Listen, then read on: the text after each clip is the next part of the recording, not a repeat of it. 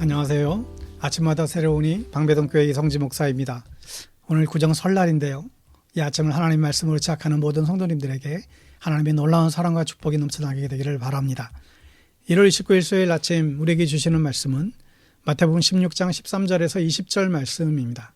주제는 믿음 위에 굳게 서라입니다. 제가 박들어 있습니다.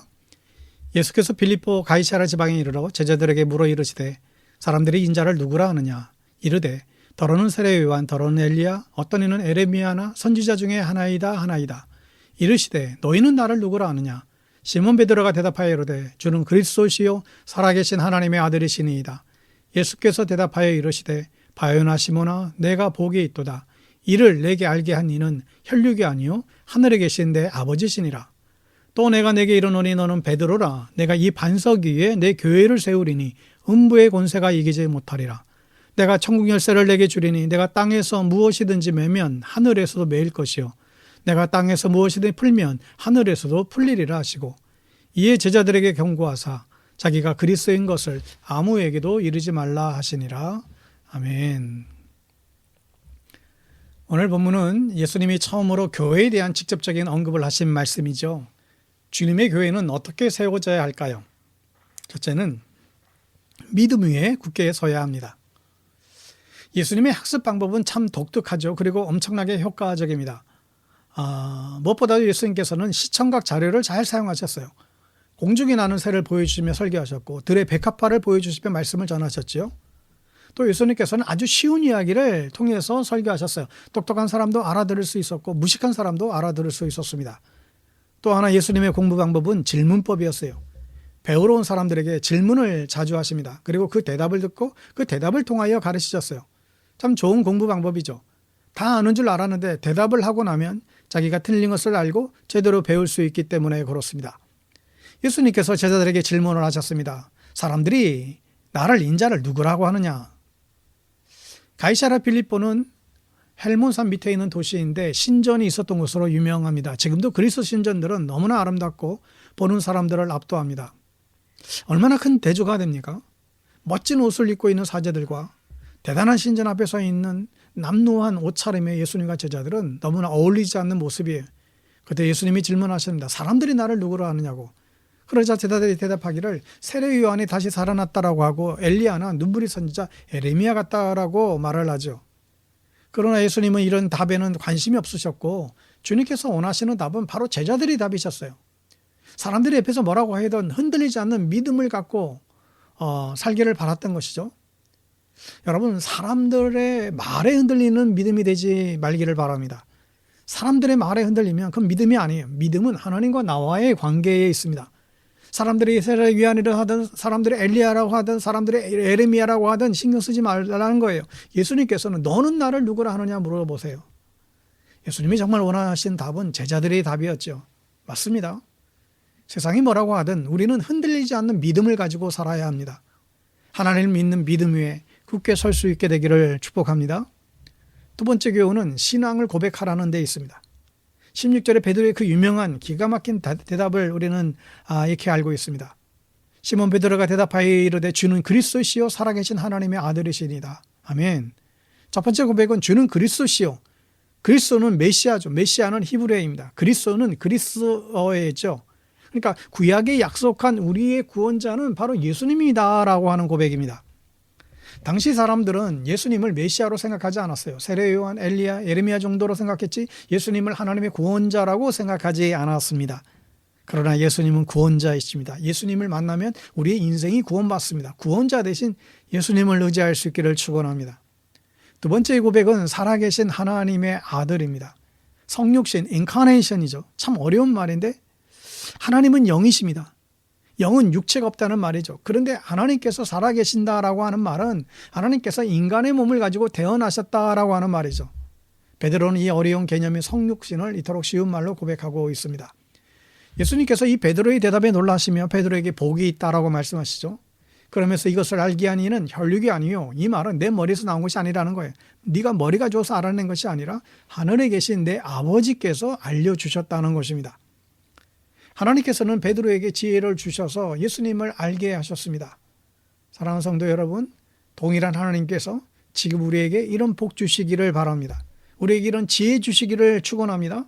우리가 알 수 없는 놀라운 하늘의 지식을 우리가 깨달을 수 있게 되기를 축원합니다. 예수님은 베드로의 고백을 들으시고 이 반석 위에다가 내 교회를 세우겠다. 즉 베드로의 신앙 고백 위에 교회를 세우겠다 말씀하세요. 이처럼 하나님께서는 우리의 신앙 고백 위에 교회를 세우시죠. 여러분, 예배의 시작은 신앙 고백에부터 비롯되는 것입니다. 고백은 시작이에요. 여러분, 남녀가 어떻게 결혼을 하나요? 어떻게 연애가 시작이 나요? 고백을 해야 시작이 되죠. 그리고 그 고백은 끝이 아니라 시작인 거예요. 고백을 해야 시작이 이루어집니다. 베드로는 기가 막힌 신앙 고백을 합니다. 그리고 예수님은 그 고백 위에 하나님의 교회를 세우시겠다라고 했습니다. 주님께서는 지금 우리에게 물어보세요. 너는 나를 누구라고 생각하니? 여러분들에게 예수님은 어떤 분이십니까? 무엇을 예수님께 기대하십니까? 여러분, 믿음으로 우리의 신앙을 고백할 수 있기를 축원합니다. 세 번째 교훈은 자기를 부인하라는 것입니다. 마태복음 16장 24절에 보시면 예수님께서 자기를 부인하고 자기 십자가를 지고 가라고 말씀하세요. 누구든지 나를 따라오려거든 자기를 부인하고 자기 십자가를 지고 나를 따를 것이니라. 우리가 부인해야 될 사람은 예수님이 아니라 나 자신의 죄와 욕심과 게으름이죠. 매일매일 나를 부인해야 됩니다. 그러나 사탄은 우리의 마음속에서 나를 부인하지 말고 예수님을 부인하라고 우리를 유혹하죠. 예배당 문을 나서면 우리는 다시 세상 속에서 세상 사람들과 다르지 않는 모습으로 살아가곤 합니다. 내가 예수 믿는 사람이 알려지면 손해보게 어떻게든 내가 기독교인인 것을 나타내지 않으려고 감추며 살아가려고 노력하기도 합니다. 그러나 나를 부인해야 예수님께서 내 안에 사십니다. 나를 부인하지 않으면 예수님을 부인하게 되죠. 나는 죽고 예수로 살아가는 은혜가 있기를 축원합니다. 어느 교회에서 있었던 일이래요. 남편들이 모인 셀에서 나눔을 하는데 남편이 이렇게 말했습니다. 내 아내는 내가 져야 할 십자가입니다. 잘 지게 해주세요. 또 아내들이 모인 셀방에서 나눔을 하는데 그 남편의 아내가 이렇게 말합니다. 내 남편이 내가 져야 할 십자가입니다. 잘 질 수 있는 능력을 달라고 기도해 주세요.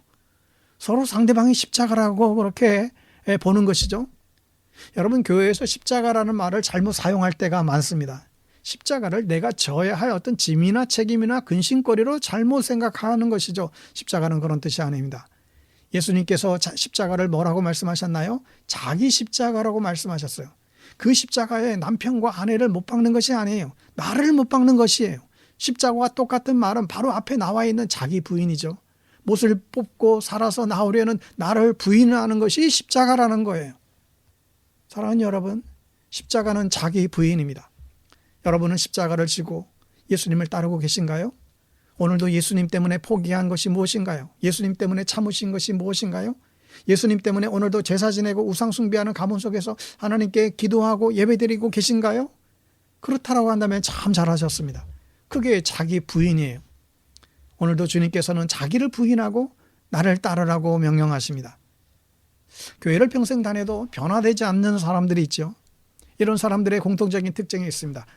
그것은 자기를 부인하지 않는다는 거예요. 다른 사람이 틀렸고 내 생각과 내 말이 옳습니다. 스스로를 돌아보지 못하는 것이죠. 자기 부인이 없는 사람은 자기 십자가를 질 수 없고 주님의 길을 같이 걸어갈 수가 없게 됩니다. 매일매일 자기를 부인하고 주님을 따라갈 수 있게 되기를 축원합니다. 기도하겠습니다. 우리에게 믿음을 주시는 아버지 하나님, 흔들리는 세상 속에서 흔들리지 않는 주님을 바라보며 믿음 위에 든든하게 살아갈 수 있도록 우리를 도와주시옵소서. 주님께서 제자들에게 물어보셨던 것처럼 지금 우리들에게 너는 나를 누구로 하느냐 물으시는 줄 믿습니다. 우리가 제대로 우리의 믿음을 고백할 수 있게 해주십시오. 베드로처럼 주는 그리스도시요 살아계신 하나님의 아들이라고 고백하게 하여 주옵소서. 매일매일 살아가며 나를 부인하게 하시고 한 걸음 한 걸음 주님을 따라가게 하여 주옵소서. 매일매일 주님을 닮기를 원합니다. 우리의 구원자 되신 예수님의 이름으로 기도드립니다. 아멘. 할렐루야. 오늘 하루도 또 이 구정 연휴 기간에도 하나님과 늘 동행하는 여러분 되시기를 바랍니다. 주님을 기쁘시게 하는 여러분의 일상이 되기를 간절히 바랍니다. 샬롬.